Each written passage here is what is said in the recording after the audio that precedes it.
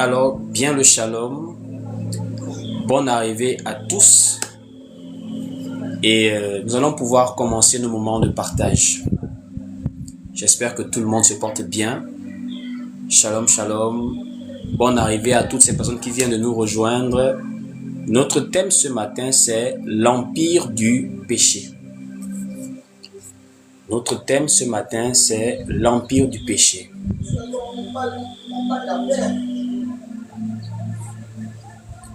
L'empire du péché. Très bien. Que Dieu vous bénisse. Voilà. Que Dieu vous bénisse.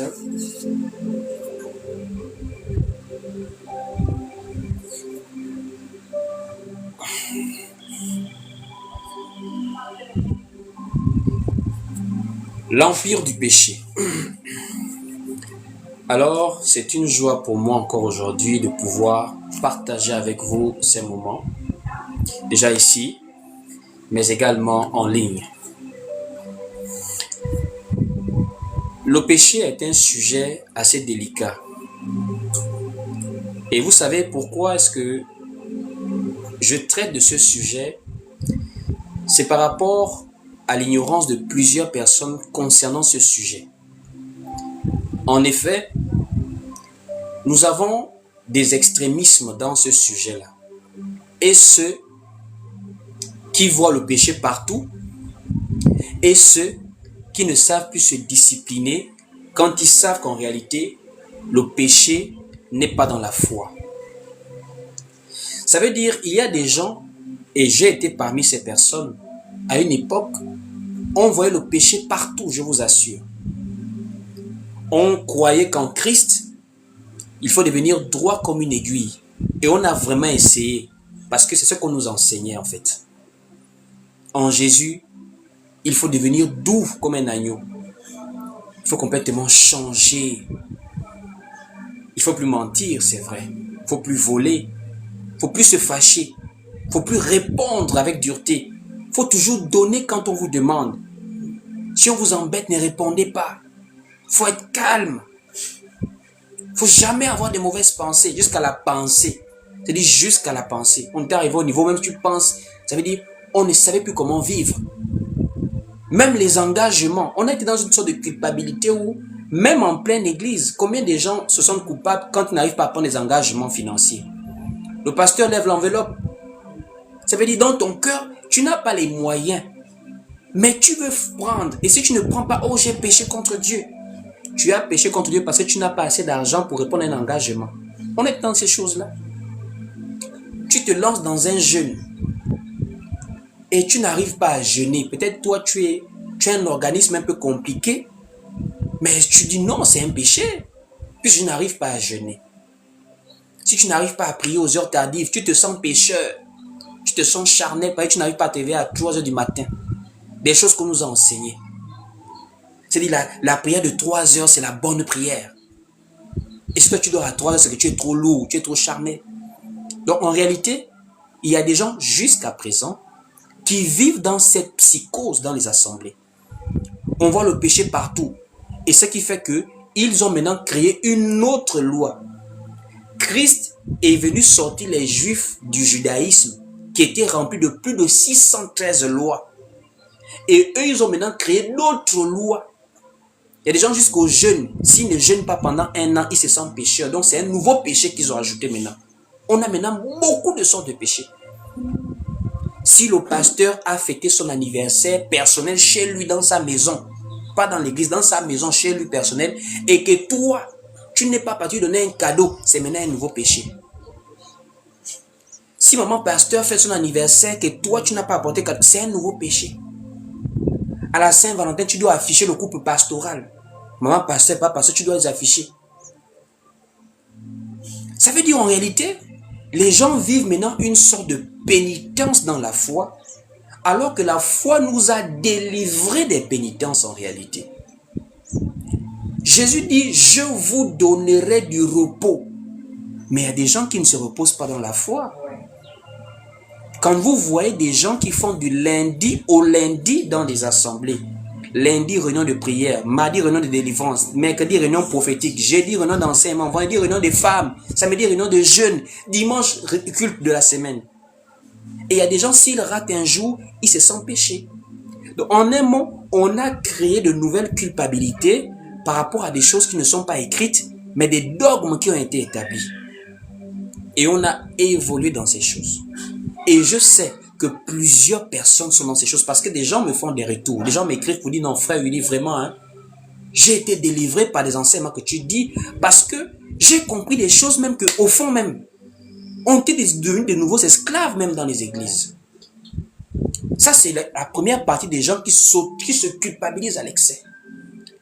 Maintenant, il y a une autre partie aussi extrémiste qui croit que parce qu'on est en Jésus et qu'on est libre du péché et qu'on n'a plus en réalité la loi comme les Juifs, il y a maintenant une sorte de libertinage qu'il ne faut pas. Au point où vous voyez maintenant des gens, comme je l'ai remarqué depuis un temps, qui viennent prêcher en débardeur.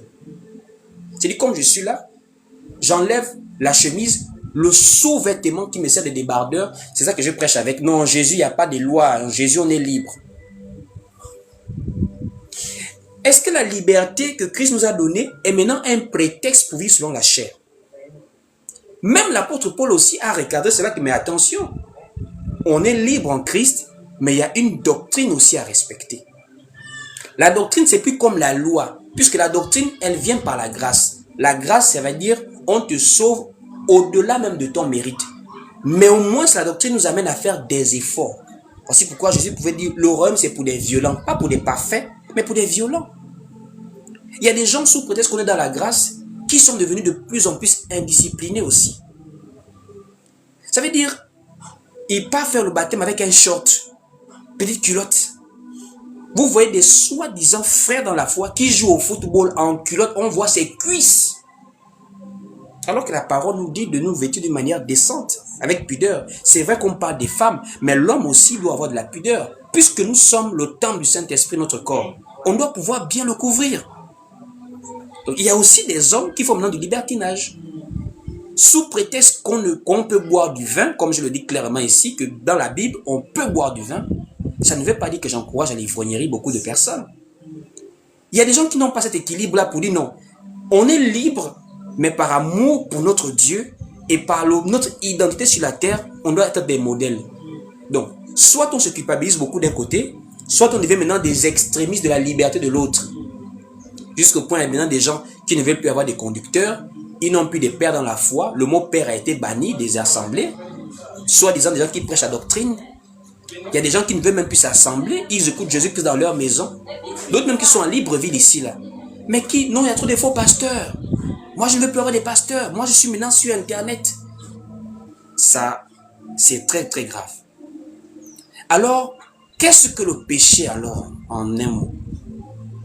Il faut maintenant donc comprendre. Puisque soit on a créé de nouveaux péchés, soit on n'a pas compris ce que c'est que le péché. Le péché, c'est quoi à la base? C'est qu'il faut comprendre. Le péché, c'est quoi à la base? Alors, je ne vais pas donner des définitions. Je ne suis pas ici pour donner mes définitions. Je suis ici pour lire la parole et expliquer par la grâce de Dieu. Nous allons lire le livre de 1 Jean chapitre 3 au verset 4. On va lire ensemble. Le livre de 1 Jean chapitre 3 au verset 4. Il est écrit ici. Dans le livre de 1 Jean chapitre 3 au verset 4. Vous tapez en commentaire pour aider les autres. Donc, 1 Jean chapitre 3 au verset 4, il est écrit ici. Quiconque pêche transgresse la loi. Et le péché est la transgression de la loi. À la base, c'est la définition biblique du péché dans sa forme la plus originelle. Parce que cette définition nous ramène directement dans le livre de Genèse. Donc, le péché, c'est un acte de désobéissance à la base. Le péché est un acte de désobéissance. Et cet acte de désobéissance est causé par rapport à une loi qui est établie. Donc, directement sous cette forme, nous voyons que le péché vit à cause de la loi. Le péché vit à cause de l'interdit. Et c'est ce que nous voyons clairement au commencement avec Adam dans le jardin d'Éden. Puisqu'à la base, quand il n'y avait pas de loi, il n'y avait pas de péché. Adam vivait dans le jardin d'Éden tranquillement. Il était en paix avec les animaux dans le jardin. Et Satan ne s'était pas approché d'Adam durant le temps où Adam était encore sans loi en Éden. Remarquez cela. Satan est arrivé à un moment bien précis, quand il y avait déjà la loi. Parce que quand il y a la loi, la femme arrive ensuite, donc les deux ont déjà la loi. Et c'est quand Satan voit la loi que Satan s'approche pour tenter. Donc en un mot, la tentation vient lorsqu'il y a l'interdit. Et c'est lorsqu'il y a l'interdit qu'il y a maintenant aussi l'existence d'un potentiel péché en violation de l'interdit. Et nous partons vérifier cela dans le livre de Genèse, chapitre 2, au verset 16. Allons-y lire ensemble Genèse, chapitre 2, au verset 16. Genèse, chapitre 2, au verset 16, il est écrit ici: L'Éternel Dieu donna cet ordre à l'homme. Tu pourras manger de tous les arbres du jardin, mais tu ne mangeras pas de l'arbre de la connaissance du bien et du mal. Car le jour où tu en mangeras, tu mourras. Donc, il y a maintenant une sanction qui vient à cause d'un acte de désobéissance. Et l'acte de désobéissance, c'est ce qui est appelé péché. Puisque le péché est la transgression, dans la désobéissance de la loi. Donc, le péché tire sa force de la loi. Voici pourquoi vous allez remarquer cette forme est arrivée jusqu'en Israël. Parce qu'à la base, le péché est défini dans sa forme originelle comme la transgression à la loi. Parce que Dieu, avant qu'il arrive avec la grâce, il a marché avec la loi. Les gens n'obéissaient à Dieu que d'après les ordonnances que Dieu établissait. Dieu ne demandait pas des actes volontaires. Dieu demandait l'obéissance à sa parole. Quand Adam et Ève n'avaient pas encore désobéi, ils étaient en bonne relation avec Dieu. Ça veut dire quelque part, il n'y avait même pas miséricorde ici. Il n'y avait pas de grâce. Il y avait la conséquence de ce qui a été semé. La récolte de ce qui a été moissonné. Donc en un mot, Dieu vient comme avec la justice. Il met une loi et on est justifié, on est lié à Dieu que par le respect de cette loi-là. Voici pourquoi, quand Adam a reçu la loi, aussi longtemps qu'Adam respectait la loi, il était dans le jardin d'Éden. Il ne connaissait pas la mort. La mort et son expulsion du jardin d'Éden n'ont été possibles que lorsque la loi est arrivée, parce que la loi arrive avec une sanction derrière. Si on respecte la loi, nous sommes en bonne relation avec Dieu. Et si on transgresse la loi, Dieu met des sanctions. Et l'une des plus grandes sanctions, parce qu'il y a eu multiples sanctions en réalité. Les gens pensent qu'il n'y a eu qu'une seule sanction. Non. La désobéissance à la loi, qui est appelée péché, en réalité, a eu beaucoup de conséquences. Mais l'une des conséquences les plus emblématiques, c'est la mort. Ça veut dire la séparation d'avec Dieu. C'est la compréhension de cette mort-là qui nous permettra de comprendre le péché dans la suite.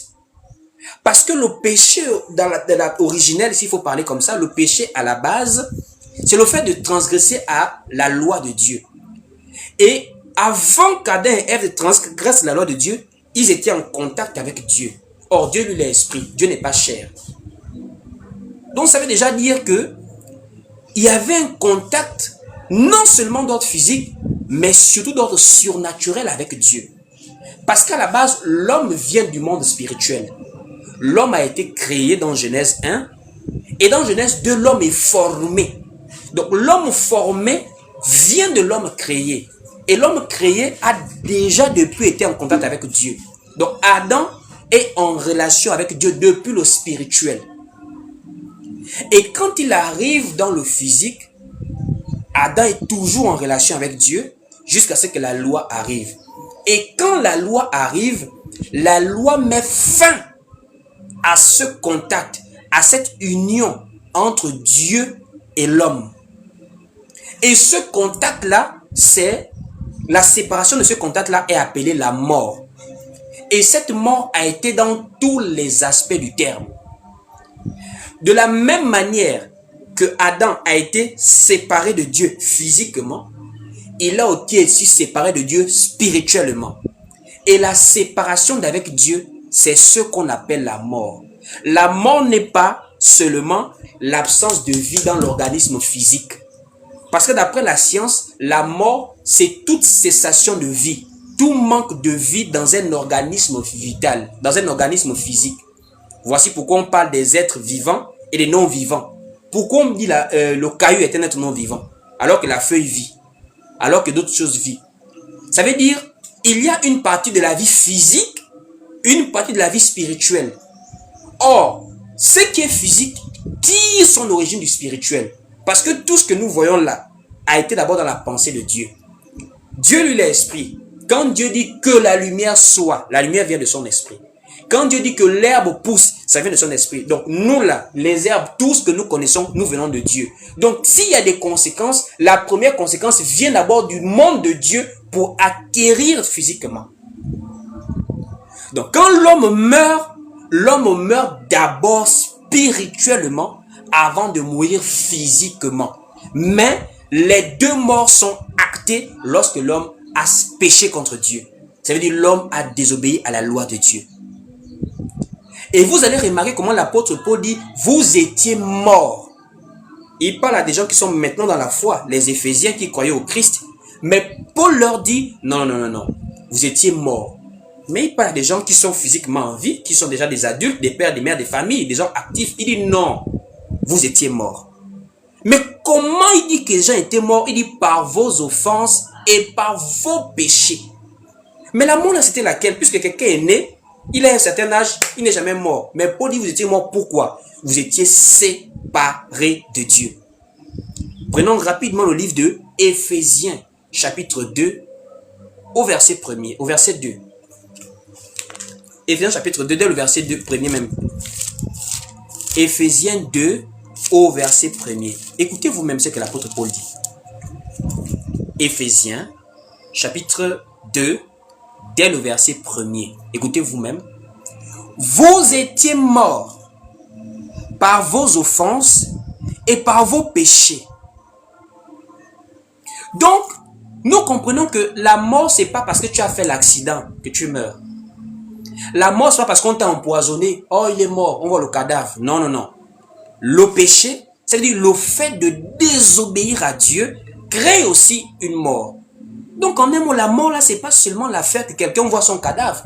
La mort est une position devant Dieu. Et cette position, c'est le fait d'être éloigné de Dieu. Pourquoi? Mais c'est parce que Dieu est la vie. Voici pourquoi quand Jésus-Christ dit « Il est le chemin, la vérité et la vie », c'est pas Jésus la chair, c'est la parole du commencement. Voici pourquoi la séparation de l'homme avec la vie qui est Dieu a été symbolisée par son éloignement du point de vue physique et spirituel de Dieu. Prenons d'abord du point de vue spirituel de Dieu. Une fois que Adam a mangé l'arbre de la connaissance du bien et du mal, il y a un grand danger qui a eu lieu dans le jardin d'Éden. Les gens ne savent pas ce qui s'est passé. Ça veut dire, c'est comme il y a eu un coup d'État quelque part. Rapidement, ce qui se passe, c'est quoi? On ferme les frontières. On mobilise l'armée. Pourquoi? Il faut mettre le contrôle sur le territoire. Parce que quand il y a un coup d'État, il y a quelque chose qui se passe, le pays risque de rentrer dans le non-droit, le chaos total, guerre civile. Au jardin d'Éden, il y a eu un grand problème. Dieu a mis un responsable. C'est comme on a élu un président, gère le jardin, gère les animaux, gère les arbres, cultive. Le responsable est tombé. Il y a eu comme un coup d'État. Et il y a eu un coup d'État. Pourquoi? Satan va dire à Jésus dans le livre de Luc chapitre 4 et de Matthieu chapitre 4, voici la gloire du monde, les royaumes. La gloire m'a été donnée et je la donne à qui je veux. Prosterne-toi et je te donne ça. Pour une interrogation. Qui a donné à Satan cette gloire-là, sachant que c'est Dieu qui a tout créé? Satan a reçu le pouvoir sur les royaumes. Pourquoi? Comment? Le coup d'État. C'était Adam qui dominait sur la création. Adam dominait sur les animaux. Adam dominait sur la terre. Adam ne souffrait pas pour manger. C'est après le péché qu'il a commencé à souffrir parce que le sol a été maudit après le péché. Avant le péché, Adam était un gouverneur. Mais seulement, il y a un coup d'État.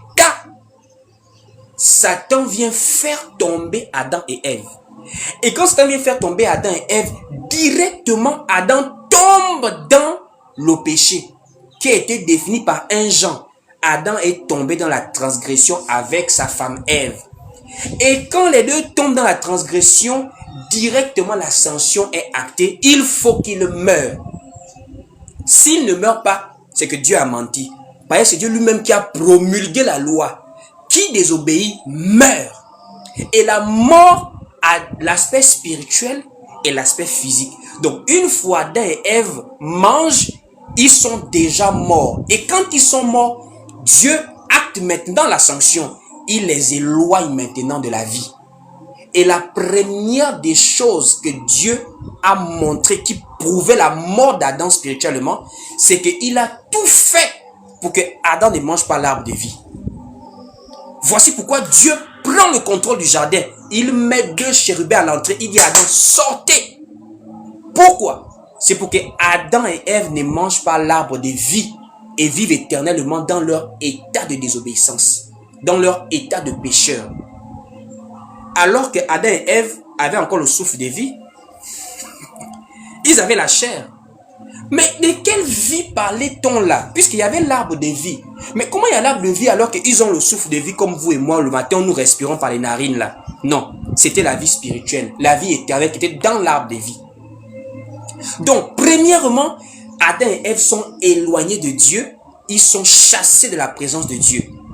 Et la présence de Dieu symbolisait non seulement l'arbre de vie, mais tout le jardin. Voici pourquoi, lorsque Adam et Ève sont hors du jardin, Dieu met des policiers.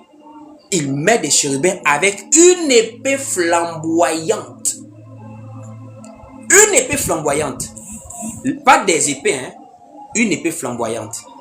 Or, une épée, c'est Hébreu qui dit, la parole est une épée à deux tranchants.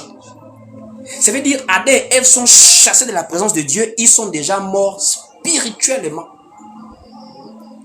Et la mort spirituelle a été prouvée en ce que l'homme a commencé à vivre les conséquences physiquement de ce qui s'est passé spirituellement. L'homme a commencé à vieillir, se fatiguer, voir les difficultés de la vie sur terre, jusqu'à ce que le corps finisse sous terre aussi. Donc, nous comprenons clairement que le péché, c'est la désobéissance à la loi de Dieu depuis la base. Et cette désobéissance a eu pour conséquence le péché, la mort. Ainsi, depuis cette époque, l'homme est mort. Ça veut dire qu'il est éloigné de Dieu.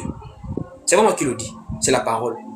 Ne suivez pas les Abraham, ne suivez pas les Moïse. Ils n'avaient pas une position de réconciliation avec Dieu. Voici pourquoi on dit Jésus est parti prêcher même dans l'au-delà. Ça veut dire quoi? Jésus n'a pas seulement prêché sur la terre. Jésus a ramené tous les âmes vers Dieu. C'est-à-dire ceux qui étaient dans l'espérance du salut éternel, qui l'ont servi avec la conscience et ses ordonnances, comme les Juifs, et comme des personnes qui ont pu le servir par la conscience, jusqu'à ce qu'il est venu prêcher l'évangile sur terre. Toutes ces personnes-là, Jésus les a ramenées vers Dieu. Parce que la position que l'homme avait était une position définitive. L'homme ne pouvait plus revenir vers Dieu. Voici pourquoi l'apôtre Paul explique maintenant cela.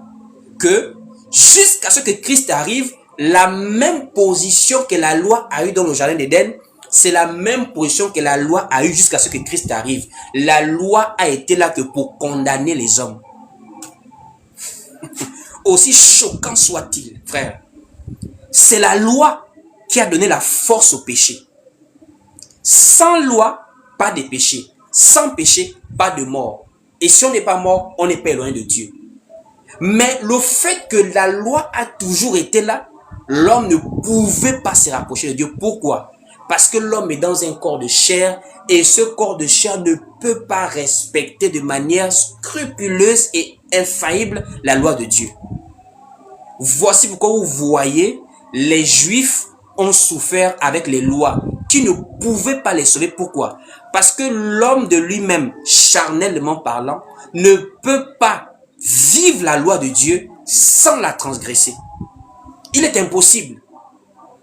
Et David avait compris cela.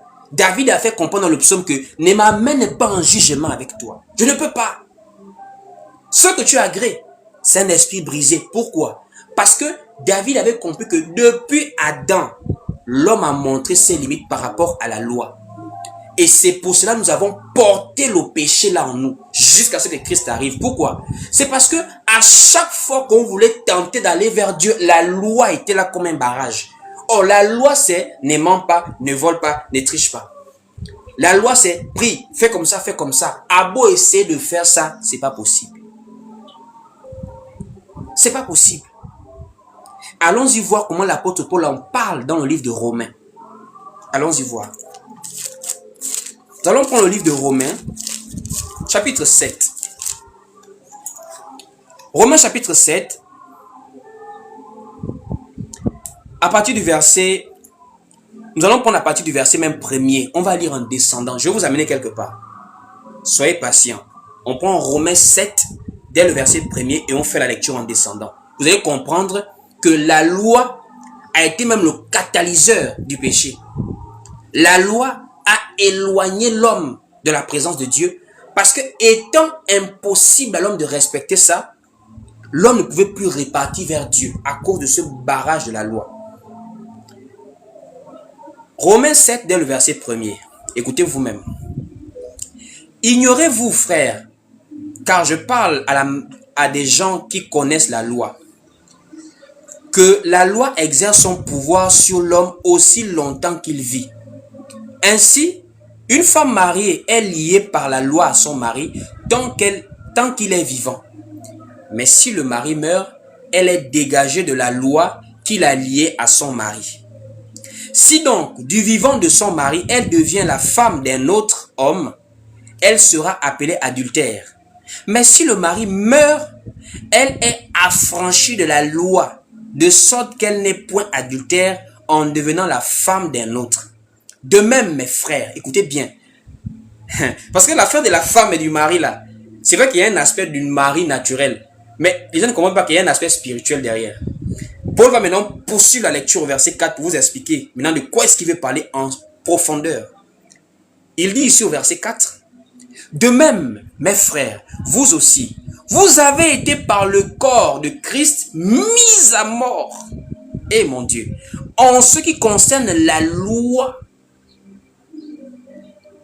pour que vous apparteniez à un autre, à celui qui est ressuscité des morts, afin que nous portions des fruits par Dieu. Car lorsque nous étions dans la chair, les passions des péchés provoquées par la loi agissaient dans nos membres, de sorte que nous portions des fruits par la mort, pour la mort. Mais maintenant, nous avons été dégagés de la loi, étant morts à cette loi sous laquelle nous étions retenus, de sorte que nous servions dans un esprit nouveau et non selon la lettre qui a vieilli. au verset 7. On continue. Que dirions-nous donc? La loi est-elle péché? Non, loin de là. Mais je n'ai connu le péché que par la loi. Car je n'aurais pas connu la convoitise si la loi n'eût dit tu ne convoiteras point. Et le péché, saisissant l'occasion, produisant en moi par le commandement toutes sortes de convoitises, car sans la loi, le péché est mort. Pour moi, étant autrefois sans loi, je vivais, mais quand le commandement vint, le péché reprit vie, et moi, je mourus. Ainsi, le commandement qui conduit à la vie se trouva pour moi conduite à la mort. Je ne sais pas comment faire pour expliquer ça. Je ne sais pas. L'apôtre Paul est en train de dire que quand nous écoutons ne ment pas, ne vole pas, on est content. Oh non, ça c'est la parole de Dieu. C'est même dans ça là que les gens sont morts. C'est même dans ça qu'on a été condamné. Parce que l'homme n'a pas pu respecter ça. Et l'homme ne peut pas respecter ça. C'est pourquoi, quand Christ arrive, Christ inspire d'abord Paul par l'Esprit à écrire aux Romains. Paul a expliqué quoi aux Romains? Paul explique aux Romains qu'en réalité, l'homme qui représente aujourd'hui le croyant forme spirituellement une femme. On a Israël, on a l'Église. En un mot, il parle d'abord d'Israël et il parle aussi aux nations. Il parle à Israël comment? Il fait comprendre à Israël que Israël est marié à Dieu, mais par la loi.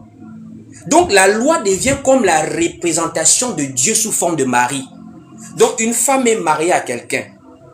Le seul moyen que la femme a de se libérer de ce monsieur, c'est seulement que s'il meurt. S'il meurt, elle est détachée du lien qu'il a lié à ce monsieur.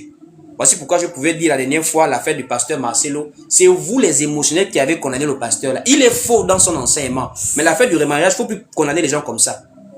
Moi j'ai une femme, elle meurt. Le lendemain, je vais me marier. Hein. Je ne suis pas émotionnel. La parole dit, le jour que le mari meurt, elle est détachée du lien qu'il a lié. Or, le mari c'est qui? Le mari c'est la loi. La loi représente qui? La loi représente Dieu. On comprend pourquoi Jésus est mort à la croix. Il a fallu que Dieu prenne un corps pour aller à la croix. Parce qu'il a fallu la mort du premier mari afin que la femme soit libre d'aller vers le deuxième mari. Or, Jésus, en venant vers les Juifs, a représenté le premier mari. Tu vas me dire comment? Puisqu'il a apporté la grâce. Stop. Jésus est né sous la loi. Et il ramenait les Juifs à la loi. Voici pourquoi il disait souvent, n'avez-vous pas lu? N'avez-vous pas lu? Ce n'était pas les évangiles. C'était les textes mosaïques qu'il demandait au peuple hébreu de lire.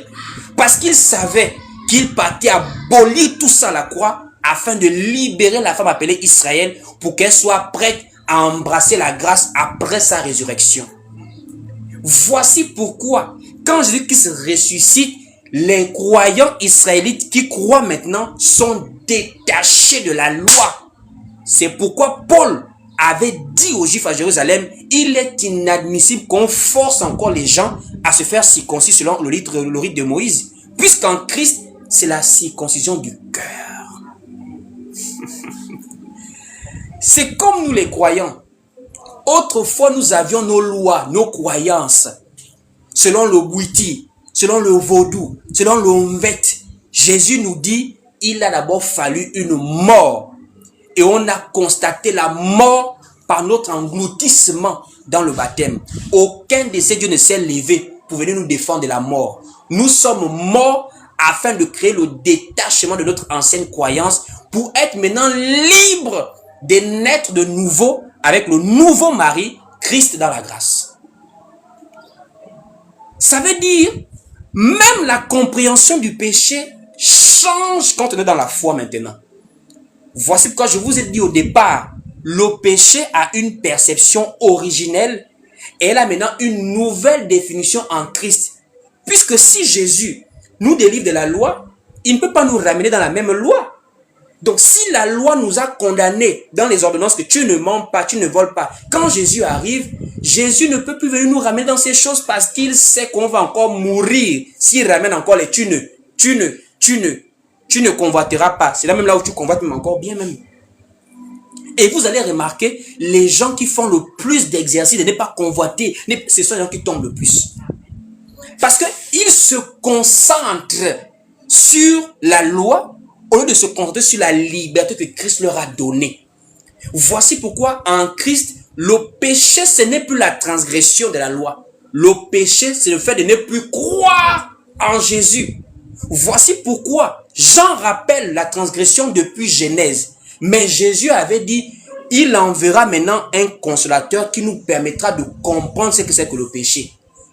En Jésus, le péché, c'est le fait de ne pas croire. Donc, l'incrédulité. Sans tenir compte de tes erreurs, de tes forces, de tes faiblesses. En Jésus, on ne rentre plus sous la loi d'obéir ou de ne pas obéir. On rentre sous la loi de croire ou de ne pas croire. Voici pourquoi Jésus-Christ parle de croire. Il dit, je te prie pas seulement pour eux, mais je prie aussi pour ceux qui croiront. Pas ceux qui obéiront, ceux qui croiront. Ça veut dire en Jésus maintenant, il faut croire. Et quand on croit, on est directement réconcilié avec Dieu. Et la réconciliation avec Dieu nous ramène dans la vie. Voici pourquoi en Jésus, on n'est plus sous le péché. Le péché est resté dans le corps mortel qui s'est bagarré avec la loi. En Jésus, notre esprit est maintenant connecté à Dieu. Ta chair te pousse à convoiter, mais ton esprit appartient à Dieu. Tu crois mordicus. Et Dieu ne tient plus compte de ça parce que ça a été englouti. Il ne tient pas compte de ça. Allons-y maintenant voir le livre de Jean chapitre 16 pour voir comment Jésus lui-même il en parle. C'est pas moi. Il faut envoyer le lien au pasteur. Envoyez le lien au pasteur. Ils ont condamné, ils font du formalisme dans les églises. Ils ont mis des fardeaux sur le joug des gens. Regardez comment des gens se culpabilisent n'importe comment. Des gens ont abandonné la foi à cause du formalisme.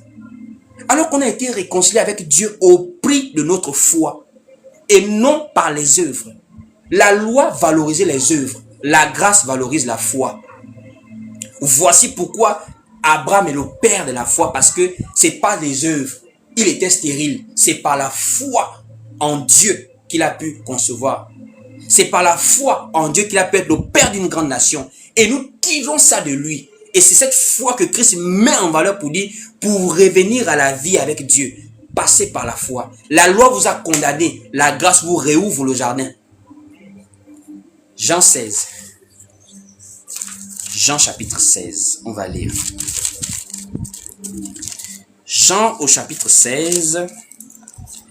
À partir du verset 8. Jean chapitre 16. Prenons à partir du verset 7. Jean chapitre 16. À partir du verset 7. Jusqu'au verset 8, on va descendre, voilà. Jean chapitre 16, dès le verset 7. On y va. Cependant, je vous dis la vérité, il vous est avantageux que je m'en aille. Car si je ne m'en vais pas, le consolateur ne viendra pas vers vous. Mais si je m'en vais, je vous l'enverrai. Et quand il sera venu, il convaincra le monde en ce qui concerne le péché. Là, c'est plus le péché de Genèse. Là, c'est maintenant le péché défini selon la grâce. Ça veut dire selon le moyen par lequel Dieu a décidé de sauver l'homme. Parce que Dieu comprend que non, si ce n'est que la loi là, tous les hommes vont aller en enfer. Bon, je sauve les hommes par la grâce. Et la grâce c'est Christ. Christ c'est le Saint-Esprit. Donc le Saint-Esprit vient maintenant leur montrer comment faire pour être sauvé, pour s'éloigner du péché. Et le péché là c'est quoi? Il dit, en ce qui concerne le péché, parce qu'ils ne croient pas en moi. Voici pourquoi le geôlier qui gardait la prison, ce n'était pas un chrétien, ce n'était pas un disciple du Christ. Il s'est mis à trembler devant les apôtres, Paul et Silas, pour dire, qu'est-ce que je peux faire? Ils n'ont pas dit, arrête l'impudicité, arrête le péché, arrête de mentir, arrête de braquer. Ils ont dit, non, non, non, crois. Crois au Seigneur, tu seras sauvé. Toi et ta... Dans la foi, on ne met pas des exigences à quelqu'un. C'est le Saint-Esprit qui vient convaincre la personne dans la foi d'arrêter. On ne dit pas à quelqu'un, arrête le mensonge pour venir à Christ. Non, non, non, non, non. On dit crois. C'est ce que l'évangile du Christ nous présente. La repentance, c'est de quitter le formalisme pour croire en Christ. Remarquez vous-même, on va aller doucement, doucement. Acte chapitre 16, au verset 31. Acte chapitre 16 au verset 31. Acte 16 au verset 31, il est écrit ici. Paul et Silas répondirent, crois au Seigneur Jésus et tu seras sauvé, toi et ta famille. Tu seras sauvé en croyant. En fait, le fait de croire en Jésus te fait quitter d'office le péché. Et quand tu quittes le péché, le Saint-Esprit vient habiter en toi. Et c'est lui qui met le dégoût. Vous savez, hein, l'Esprit te convainc. Ce n'est pas la liste. Moi là, remarquez bien. Moi, je vous ai dit qu'il y a des prédicateurs qui font le désordre. Comment ils se déboutonnent? Il y a des gens qui prêchent avec le bouton ici. Hein. Ils laissent tout ça, ils montent les poils aux gens. C'est pas écrit dans la Bible, boutonne-toi. Mais le Saint-Esprit... Moi, quand je suis même là, comme là, je me sens, j'ai envie de mettre le bouton ici. Pour ceux qui connaissent mes lives, ils savent que moi, je mets le bouton souvent ici, là. Ça, je me sens à l'aise. Pourquoi? C'est-à-dire, je ne veux même pas qu'on voit une partie de ma peau qui est indécente. C'est l'Esprit qui fait maintenant ça. C'est l'Esprit qui te dit que non, ma soeur, fais descendre un peu la jupe, c'est trop court. L'Esprit te dit non, n'aie pas à tel endroit, c'est pas bien pour toi. Il n'y a pas de liste de péchés dans la foi. L'Esprit te convainc de ne pas mentir parce que tu sais que mentir n'est pas bien. L'Esprit te dit, ne sors pas avec un homme marié, il te mange dans le noir. S'il veut être polygame, il n'a qu'à te légaliser devant les parents. Mais pas manger dans le noir. L'Esprit te dit, l'homosexualité n'est pas bien. L'Esprit te dit, fumer n'est pas une bonne chose, même pour ta propre santé. L'Esprit t'amène à vivre d'une manière disciplinée, mieux même que les lois que les gens établissent. Voici pourquoi vous voyez, dans les églises de réveil là, ils sont des petits bandits. Parce qu'ils ont listé des péchés. Ne mens pas, ne vole pas, donne ta dîme, va voir le pasteur chaque 25 du mois, comme ça, comme ça. Quand il a fini de faire ça, il peut maintenant se déboutonner, il met les locks, un homme qui met les locks. Parce que ça n'a pas été listé dans ses péchés de l'église. Alors que moi, je ne peux pas mettre les locks sur la tête. L'esprit en moi ne sera pas en paix. Je ne peux pas. Il y a des pasteurs qui mettent rouge à lèvres, les talons. Mais je ne peux pas. Je n'ai pas besoin de lire que ça c'est mettre pas talent. C'est comme le pantalon. Le pantalon n'est pas interdit dans la Bible. Mais le pantalon, si tu le portes toi-même, c'est-à-dire de toute façon ça te montre le derrière là, le derrière. En tant qu'une femme qui craint Dieu, tu vas préférer mettre une robe qui te couvre bien. Pourquoi? L'Esprit te convainc. Et c'est ça dans la foi. La base, c'est de croire. Le formalisme, c'était la spécialité des pharisiens. Ils sont bien, ils jugent les autres telles les femmes, mais les femmes adultères, les femmes de mauvaise vie. Comment elle peut toucher au Seigneur? Jésus lui voyait les croyants. Jésus ne voyait pas les parfaits. Voici pourquoi il est venu pour nous là, les imparfaits. Les bons imparfaits à 100 à l'heure. Parce que nous on a cru, il nous a délivrés. Et c'est même ce qu'il dit aux Romains. Comment des gens croiront-ils s'ils n'entendent parler? Il n'y a pas une affaire de loi derrière. Croire seulement.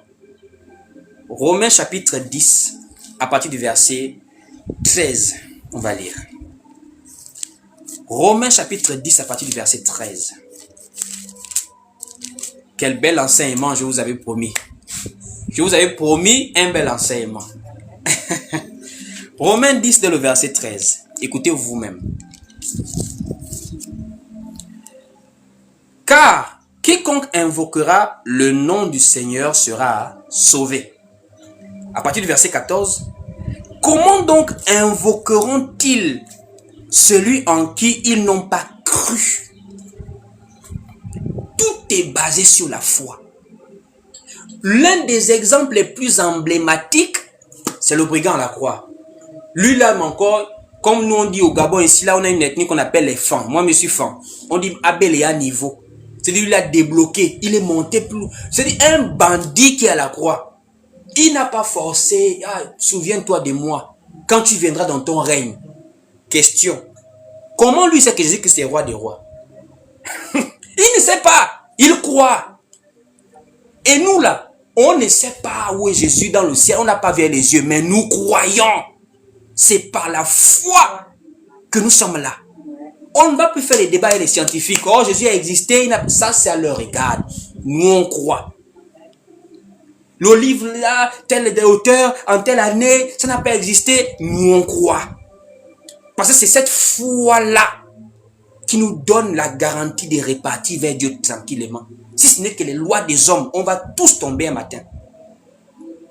Voici pourquoi, quand tu as compris ça, tu te laisses conduire par l'esprit. C'est lui qui te discipline. C'est pas écrit dans la Bible, il ne faut pas écrire aux femmes aux heures tardives. C'est pas écrit dans la Bible. Mais c'est pas dans leur loi. Voici pourquoi ces petits-là tombent n'importe comment. Nous, on comprend que écrit une femme aux heures tardives, à moins que tu veux maintenant la draguer. Mais tu vas, oh Jésus est merveilleux, ma soeur, tel verset biblique. Je ne réponds pas aux questions. Oh frère Willy, je peux, les versets bibliques, il est 2 heures du matin, il va te dire, ma soeur attend demain aux heures ouvrables. Attends demain aux heures ouvrables. Frère Willy, à 22h, 23h, 1h, il ne peut pas répondre à tes questions. Ça, c'est l'esprit qui dispose la maturité en moi pour savoir que là, il y a danger.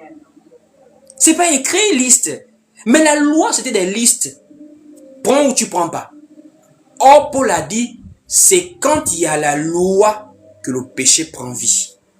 Ce qui est censé m'amener à la vie me conduit en réalité à la mort. Quand les Juifs sont arrivés au désert avec les tables de la loi, wow, on a Dieu la parole, c'est dans ça là qu'ils sont morts. C'est dans les lois là qu'ils sont morts. Mais nous là, on est sauvés à cause de la foi. C'est à cause de la foi. Voici pourquoi dans la grâce, on ne pêche pas en Christ. Pourquoi? C'est parce que nous ne sommes pas enfants de Dieu dans la chair. Dans la chair, je suis enfant de mon père et de ma mère. Je suis un Gabonais 100%. Enfant du Grand Nord dans ma chair. Ça, c'est pas Jésus ici. C'est dans mon être intérieur que je suis enfant de Dieu. Un enfant de Dieu ne connaît pas le péché, puisque Dieu ne cohabite pas avec le péché. Paul a dit, ce n'est plus moi qui vis, c'est Christ qui vit en moi. Or, si Christ vit en toi, tu ne pêches pas. Voici pourquoi Jean a dit, celui qui pêche est du diable. Jean parle à l'aspect intérieur. Pas à ça, pas à ça. Alors, pour bientôt terminer, on va maintenant équilibrer. Est-ce que ça va maintenant dire que quand on est en Christ, on ne doit plus être discipliné? C'est pas ce que j'ai dit aussi. Puisque vous allez remarquer, il y a des passages qui peuvent porter à confusion. L'apôtre Jacques va par exemple dire, si quelqu'un a péché, qu'il appelle les frères qui prient pour lui. Alors un pasteur des églises de réveil peut bondir dessus pour dire, oui, voilà, on pêche dans la foi. On va les lire, on va casser ça directement là sur place là. Alors on y prend le livre de Jacques chapitre 5. Jacques chapitre 5, allons-y lire. On prend le livre de Jacques au chapitre 5. Dès le verset 13. Jacques chapitre 5 au verset 13. Vous ne partagez pas assez, frères et sœurs. Regardez la dimension du live. On va avoir des centaines de partages. C'est vous qui encouragez aussi les prédicateurs par votre manière d'être vraiment chaud dans le live. Ça nous encourage. Quand on voit comment vous partagez, comment vous tapotez, etc. Donc, Jacques chapitre 5, dès le verset 13. Il est écrit ici, « Quelqu'un parmi vous est-il dans la souffrance, qu'il prie? Quelqu'un est-il en joie, qu'il chante des cantiques? » Et il dit ici au verset 14, « Quelqu'un parmi vous est-il malade, qu'il appelle les anciens de l'église, et que les anciens prient pour lui, en loignant d'huile au nom du Seigneur.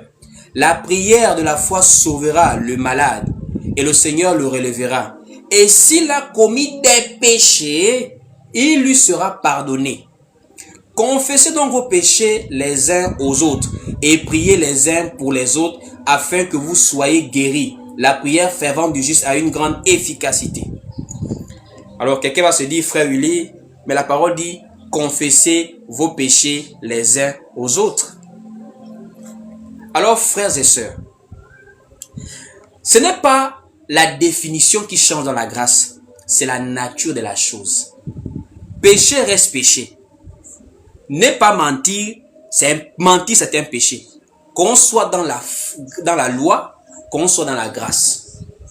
Seulement, la nature que ce acte avait dans la loi n'est pas la même nature que cet acte a dans la grâce. Dans la loi, tu pèches, tu meurs.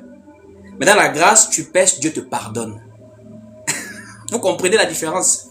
Voici pourquoi Jacques dit, les péchés, ça veut dire que la chair reste.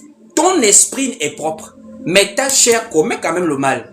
Donc, tu as péché, tu as péché. Seulement, nous, dans la grâce, nous sommes tellement bénis parce que nous avons un avocat. Ce qui nous a tués dans la loi, c'est le manque d'avocat, le manque d'intercesseur. Or, dans la grâce, le sang du Christ intercède pour nous. Ça veut dire que quand tu pèches, la colère de Dieu veut se lever par rapport à sa justice. Mais, la parole dit, la miséricorde triomphe du jugement. Là où Dieu frappe normalement dans la loi, dans la grâce, le pardon par rapport au sang du Christ amortit la colère. C'est en cela qu'en Christ, nous pouvons faire des erreurs qui n'entachent pas notre relation avec Dieu. Ça veut dire, tu as commis des erreurs, mais tu crois fermement à Christ, mais ta chair t'embête, Dieu te pardonne et même parfois il te fortifie. Comme il avait fait avec Pierre. Pierre l'a régné. Pierre était violent, Pierre a coupé l'oreille de quelqu'un. Pierre a vu Jésus après la résurrection, il a plongé nu dans de l'eau, dans le livre de Jean. Mais Dieu voit tout ça sans que non, lui là il m'aime, il m'a suivi, il est faible. Jésus lui dit, j'ai prié pour toi, afin que ta foi ne défaille point. Pas afin que tu deviennes parfait, non, que ta foi ne défaille point. Parce que c'est à la base de la foi là que moi je te sauve. Voici pourquoi l'apôtre Jacques lui-même, il vient encore diminuer dans Jacques chapitre 2. Il dit, mon nous branchons. C'est pas tant péché quoi, mais nous branchons. Jacques chapitre 3, allons-y lire ça. Jacques chapitre 3. Jacques au chapitre 3. Vous-même lisez comment Jacques... Voici pourquoi, si on ne comprend pas bien le message, on peut penser que la Bible est contradictoire. Alors que ce n'est pas contradictoire. C'est la compréhension globale du message qui nous permet de comprendre les versets. Jacques chapitre 3, vous-même lisez ici. À partir du verset 2, écoutez. Jacques 3, verset 2, il est écrit ici. Nous branchons tous de plusieurs manières. Lui-même apôtre, colonne de l'église primitive. C'est le Saint-Esprit en lui. Il fait des miracles. Mais il dit non, l'affaire là, nous branchons tous. Et chacun à sa manière. Voici pourquoi dans la foi, on doit avoir beaucoup d'amour pour les autres. De nos jours, les pasteurs qui se contredisent, c'est quoi? Un pécheur critique un autre pécheur parce qu'ils ne commettent pas les mêmes péchés. Bon, moi, je suis un critiqueur. Je parle mal. Mais comme je ne suis pas impudique, je vais insulter les impudiques. Alors que moi, je suis un buveur de vin en cachette. Tu es ivrogne. Implore la grâce de Dieu. Va vers des gens qui peuvent t'aider. Et puis relève-toi, avance. Pourquoi penser maintenant que ça va maintenant devenir le péché phare qui va t'amener en enfer parce que tu es ivrogne? Ce qui amène en enfer, c'est qu'on ne croit pas en Christ. Parce que croire en Christ, c'est le moyen le plus facile que Dieu a donné à l'homme d'être sauvé. Attendez, vous aussi, regardez la liberté qu'on vous donne. Je n'ai pas dit que faisons des erreurs. Je dis bien quand l'Esprit de Dieu en toi, il t'amène à avoir le dégoût du péché. Il t'amène à avoir le dégoût du mal. Voici pourquoi le livre de Proverbes, chapitre 8 au verset 13 nous dit quelque chose. Proverbe 8, allons-y lire. Proverbe 8 au verset 13 nous dit quelque chose. Proverbe 8 au verset 13 nous dit quelque chose. Ça ne veut pas dire que péchons, non, c'est pas ce que ça veut dire. Proverbe 8 au verset 13, il est écrit ici. La crainte de l'Éternel, c'est la haine du mal. Quelqu'un qui craint Dieu, il hait le mal. Mais seulement notre chair ne hait pas le mal. C'est ce combat que nous avons. Tu n'aimes pas la masturbation, mais ta chair te pousse. On appelle ça la pulsion. Les gens qui sont addicts là connaissent ça. Il y a l'addiction au sexe, l'addiction au vin aussi. Il y a des addictions bizarres. Il y a des gens, c'est comme un esprit qui le pousse. Il sait que c'est mal. Il pleure en faisant la chose, mais c'est le combat là que l'apôtre Paul parle dans Galates. Les désirs de la chair, les désirs de l'esprit. Mais le plus important, c'est que ton cœur soit dans la foi. Tu appartiens à Dieu. Et la chair maintenant, comment est-ce qu'on fait pour être de plus en plus propre en grandissant dans la foi? Parce que ça, c'est pas forcément les choses de l'esprit. C'est même l'intelligence aussi. Parce que la discipline, c'est quelque chose qu'on doit apprendre quand on est enfant de Dieu. On a compris que non, on est sauvé par la grâce. On branche dans la foi. On ne respire plus dans le péché, etc. Mais on doit au moins se discipliner. Pourquoi? Mais c'est par rapport à qui nous sommes. Nous sommes la lumière du monde. Nous sommes des modèles. En tant que modèle, imagine-toi, on te voit tous les jours, tu es au bar, bien bourré. Oh, vraiment, Jésus nous a sauvés, ça va m'amener en enfer. C'est pas la bonne compréhension du message que je donne. Quand tu es lumière du monde, tu es un instrument par lequel Dieu amène d'autres personnes à lui. Dieu ne va pas ouvrir le ciel pour prêcher la parole aux gens. Il dit ceux qui croiront en moi par leur parole. C'est par ta vie, ton témoignage, comme je prêche à la prédication, que des gens viennent à Christ. Donc, si tu n'es pas un bon instrument, tu es inutile. Et Dieu retire souvent les gens comme ça de la terre même. Pour sauver ta foi et pour préserver aussi la foi des gens. Tu es inutile, on te retire de la terre. Il y a des gens, c'est seulement la mission de vie que tu as. Nous vivons sur la terre pour la mission de vie. Hein. On ne vit pas comme des animaux pour rien faire. Regardez la Bible. Jean-Baptiste, quand il a fini de baptiser Jésus, il n'a plus vécu longtemps, il est mort. L'apôtre Jacques, après la Pentecôte, il n'a plus vécu longtemps, il est mort. Beaucoup sont morts comme ça. Mais regardez Paul, regardez Jean. Même Pierre est mort avant Jean. Tellement les missions de vie sont utiles dans les choses de Dieu. Si tu te mets au service de Dieu, ça veut dire que ta vie est un instrument pour bénir les gens. C'est normal que Dieu te maintienne parce que quoi? Tu es un bon témoignage. C'est pour ça que l'apôtre Paul dit, nous sommes des ambassadeurs pour Christ devant les hommes. Nous portons le ministère de la réconciliation. C'est nous que Dieu utilise pour ramener les hommes à lui. Nous sommes comme des vases. On doit être propre. Voici pourquoi, malgré les faiblesses, malgré les manquements, on s'évertue, on se fait violence. Si tu sais que ce sont les collègues qui t'amènent à boire chaque soir après le boulot, tu t'éloignes. Les mauvaises compagnies corrompent les bonnes mœurs.